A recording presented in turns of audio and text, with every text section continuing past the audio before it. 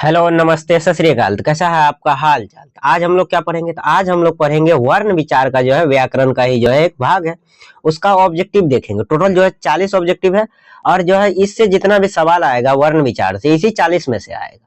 चलिए तो शुरू करते हैं। आज का जो है पहला ऑब्जेक्टिव क्या है हमारा। आज का पहला ऑब्जेक्टिव है कि दो का उच्चारण स्थान क्या है। कंठ है या तालु है या दंत है या मुर्दा है। तो दो का जो उच्चारण स्थान होता है तो से जो है तो का क्या होता है, तो दंत होता है। तो वर्ग में दो आता है तो इसीलिए इसका भी क्या हो जाएगा, तो दंत हो जाएगा हमारा।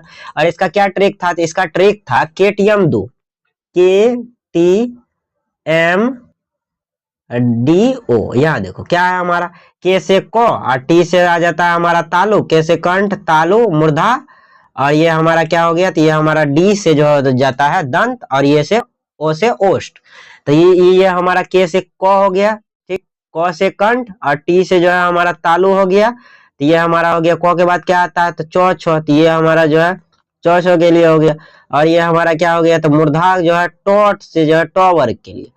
ये हमारा दंत हो गया, दंत तो वर्ग के लिए, और ओष्ठ हमारा प वर्ग के लिए। तो ये हमारा जो है केटीएम दो एक ट्रिक है जो कि हमारा बताता है कि वर्ण का उच्चारण स्थान कौन सा वर्ण का क्या उच्चारण स्थान है। चलिए तो अगला ऑब्जेक्टिव की तरफ बढ़ते हैं। तो अगला ऑब्जेक्टिव हमारा क्या कह रहा है, तो अगला ऑब्जेक्टिव हमारा कह रहा है कि हिंदी में वर्णों की कुल संख्या कितनी है। यह शब्द समझो, यहाँ पूछ रहा है कुल संख्या। एक होता है मूल, एक होता है मूल संख्या जिसको हम लोग कहते हैं मूल वर्ण, और एक हमारा हो गया कुल संख्या। तो कुल हमारा 52 है, अगर लेकिन यहाँ क्या पूछ रहा है, कुल पूछ रहा है, तो कुल हमारा जो है 52 है। इसमें कंफ्यूजन क्रिएट नहीं करना है।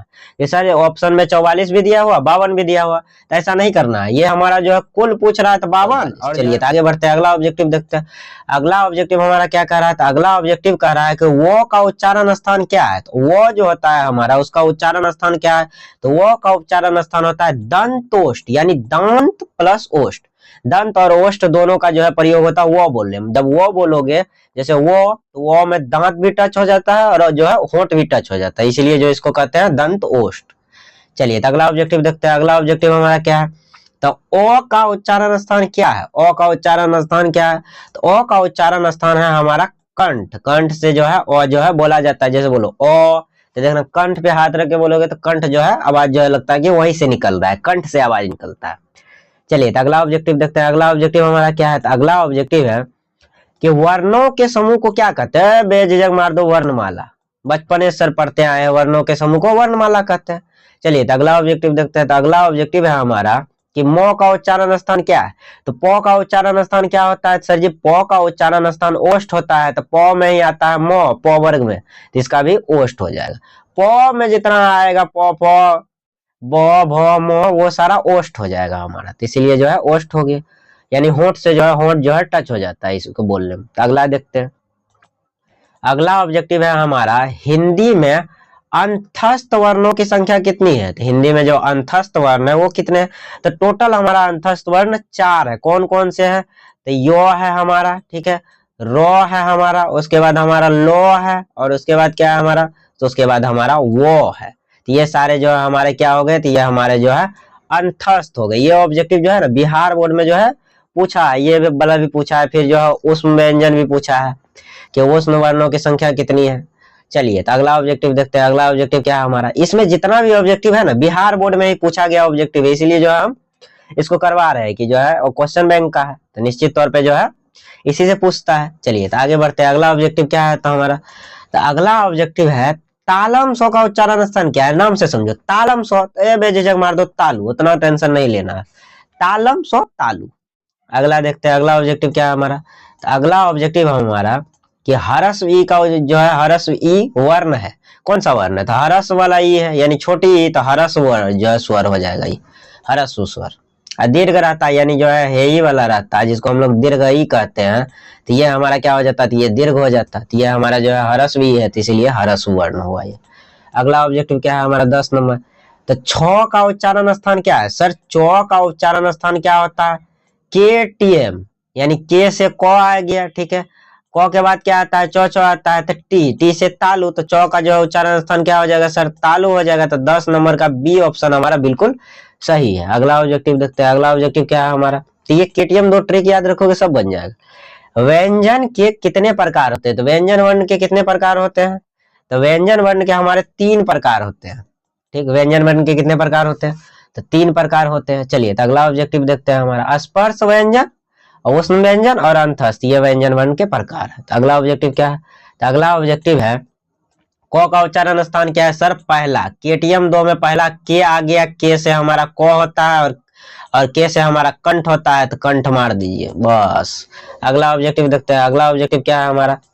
तो उस, ये जो है नौ है, ये जो है नौ है, कौन वाला नौ है? तो ये जो है टोठो वाला नौ है, बड़का जो नौ आता है टोठो में। ठीक, तो इसको जो है क्या हो जाएगा इसका? तो इसका टोठो किसका होता है? तो फिर से वही ट्रिक देख लेते हैं हम लोग। के टी एम, ये टी हो गया हमारा, एम हो गया, डी हो गया और ओ हो गया। ठीक है, तो ये हमारा के से क हुआ, तो यहीं से हम लोग लेते हैं के से क, पहले के से कंठ, टी से तालु, एम से मूर्धा, डी से जो है दंत और ओ से हमारा क्या हो गया? तो ओ से हमारा ओष्ठ हो गया। तो इसी को जो है क खो के बाद क्या आता है? क खो के बाद जो है हम लोग चौ छो पढ़ते हैं, उसके बाद हम लोग क्या पढ़ते हैं? उसके बाद हम लोग टो ठो पढ़ते हैं, उसके बाद क्या पढ़ते हैं सर? तो उसके बाद हम लोग जो है पढ़ते हैं तो थो।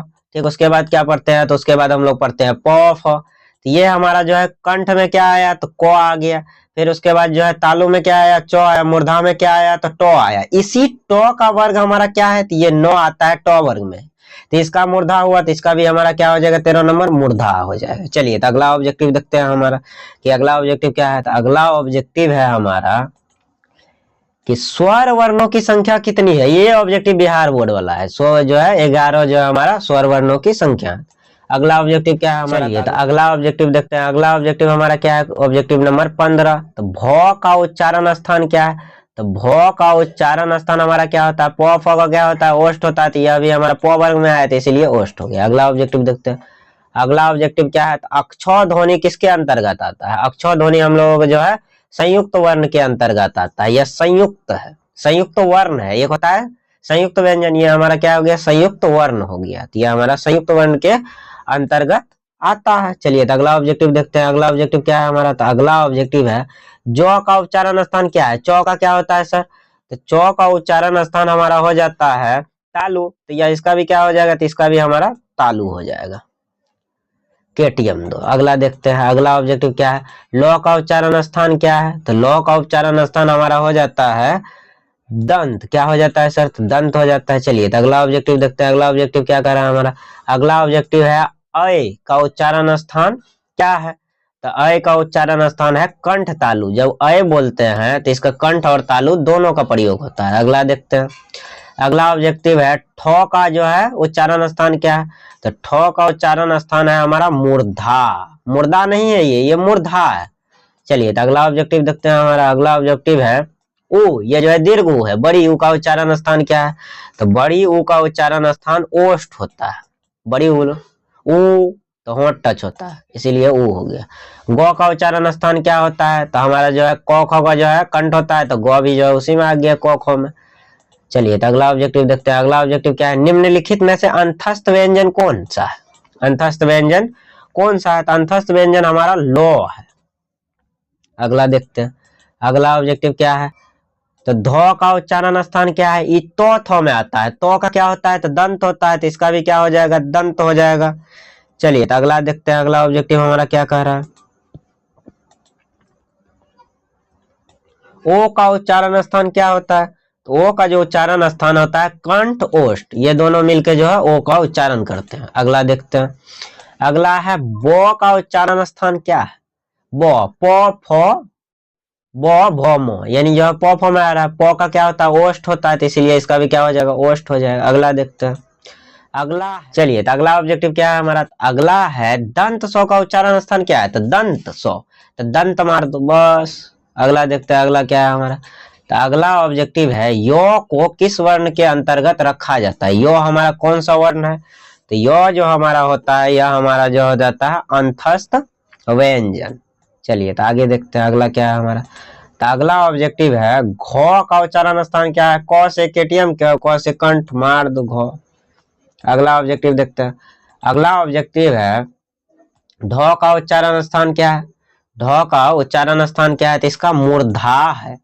क्या है हमारा? मूर्धा, तो ठ वाला मूर्धा। चलिए तो अगला देखते हैं। अगला ऑब्जेक्टिव क्या कर रहा है? तो अगला ऑब्जेक्टिव कह रहा है मूर्धन्य सौ का उच्चारण स्थान क्या है? मूर्धन्य सौ, तो मूर्धा मार दो, 31 का क्या मार दोगे, ए मूर्धा, मूर्धन सौ नाम से मेरा मूर्धन सौ, तो मूर्धा हो गया।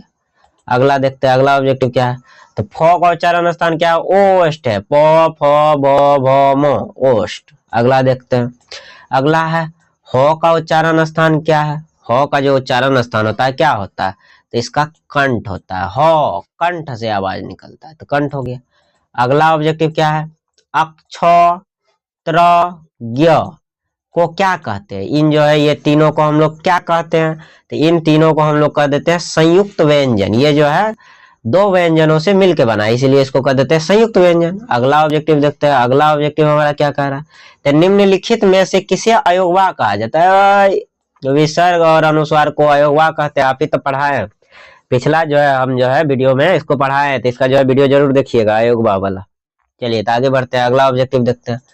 तो अगला ऑब्जेक्टिव हमारा क्या है, 36 नंबर की, हिंदी वर्णमाला में उष्ण व्यंजन कौन से है, उष्ण व्यंजन का जो है नाम बताना है कि उष्ण व्यंजन कौन से है। तो ये जो तालम स्व है, मूर्धन स्व, स्व और ह, ये हमारे उष्ण व्यंजन हो गए। चलिए तो आगे बढ़ते हैं, अगला ऑब्जेक्टिव देखते हैं। अगला ऑब्जेक्टिव क्या है, तो हर जो है हरस्व स्वर की संख्या कितनी है, ये जो है हरस्व है, इसमें जो है रो थोड़ा सा इधर हो गया, तो ये हरस्व है। हरस्व स्वर की संख्या कितनी है, तो हरस्व स्वर की संख्या जो है टोटल 4 है, कितनी है, 4 है। अब कौन कौन सा है, तो ये देखो, ये हमारा ओ, पहला हरस्व यही हो गया हमारा ओ, दूसरा ये हर्षई, ये भी हमारा हरस्व हो गया, तीसरा ये जो है हरस्व उ, ये भी है जो है हमारा क्या हो गया, तो हरस्व स्वर हो गया। और चौथा जो हमारा अंतिम है, ये जो री है, ये भी हमारा क्या हो गया सर, तो ये भी हमारा जो है हरस्व स्वर हो गया।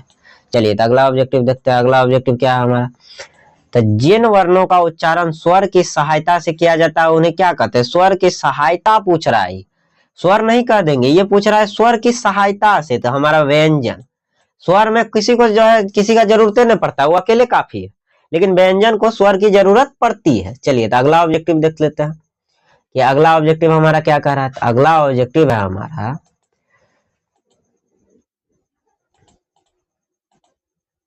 री का उच्चारण स्थान क्या है, इसका जो उच्चारण स्थान है री का क्या है, तो इसका मूर्धा होता है उच्चारण स्थान, इसको याद रखना है। ये सब जो होता है ना पूरा तरह जो है पूछा जो है ये एकदम संयोग से आ जाएगा, क्योंकि टफ जो रहता है तो बोर्ड वाला जो है एक आध को घुमाने के लिए जो है इस प्रकार का क्वेश्चन दे देता है, ताकि ऑब्जेक्टिव जो है घुमा फिरा के दे, तो बच्चा जो है कंफ्यूजन में पड़ जाए, तो इसको याद रखना है, मूर्धा होता है। अगला ऑब्जेक्टिव और अंतिम आज का ऑब्जेक्टिव क्या है, अक्ष किन दो वर्णों से मिलके बना है, तो अक्ष हमारा को और जो है मूर्धन स्व से मिलके बना है, उसको अक्षो कह देते हैं। ठीक है, तो आज का जो है हमारा जो है वर्ण विचार में टोटल 40 ऑब्जेक्टिव, जो ज्यादातर ऑब्जेक्टिव बिहार बोर्ड का जो है पूछा हुआ ऑब्जेक्टिव है, तो क्वेश्चन बैंक से ही जो है हम लाए हैं। इसको जो है पूरा जो है अच्छे से जो है पूरा वीडियो को जो है करना है, और पूरा जो है ऑब्जेक्टिव को एक जगह लिख लेना है, ताकि जो है को ऑब्जेक्टिव छूटे नहीं, वर्ण विचार का ऑब्जेक्टिव है, और जो है 2-3 बार इसको प्रैक्टिस करना है। और इस वीडियो को ज्यादा से ज्यादा क्या करोगे सर, एक दिन बता चुके हैं आप, जो है इसको ज्यादा से ज्यादा जो है शेयर करना, जो मिल जाए सबको जो है शेयर कर देना है, ताकि जो है उसका भी जो है पूरा ऑब्जेक्टिव वाला पोर्शन जो है खत्म हो जाए। और अच्छे से पढ़ना है, ठीक है, मन लगा के पढ़ो, क्योंकि करना क्या है सर, करना इससे नीचे तो हम सोचवे नहीं करते हैं। अब तुम लोग सोच लो वो अलग बात है, लेकिन हम इससे नीचे नहीं सोचते। क्या लिखा हुआ, तो ये लिखा हुआ टॉपर, क्या लिखा हुआ, तो टॉपर लिखा हुआ, टॉपर का नीचे का कोई बात नहीं होने वाला। ये जो सोचोगे भाग 400 नंबर ले आएंगे हो गया ना, अभी के जमाने में 400 का कोई वैल्यू है, कुछ नहीं। अभी के समय में क्या चाहिए, तो टॉपर चाहिए, टॉपर से नीचे का कुछ नहीं। ये टॉपर यहाँ आर बढ़िया से लिख लेते हैं, टॉपर प्लस, ठीक है, हो जाएगा। हाँ सर मेहनत कर रहे हैं, भर भर रात पढ़ रहे हैं, हमको भी पता है कितना पढ़ रहे हो, ठीक है। चलो तो आज के लिए जो इतना ही रहने देते हैं, मिलते हैं अगले वीडियो में, तब तक के लिए बने रहो किताबी क्लासेस के साथ। मैं मेरा नाम को क्या है, तो भविष्य सर है, चलो जान तो रहे ही हो। चलिए तो आज के लिए जो है इतना ही, मिलते हैं अगली क्लास में, bye bye, tata see you.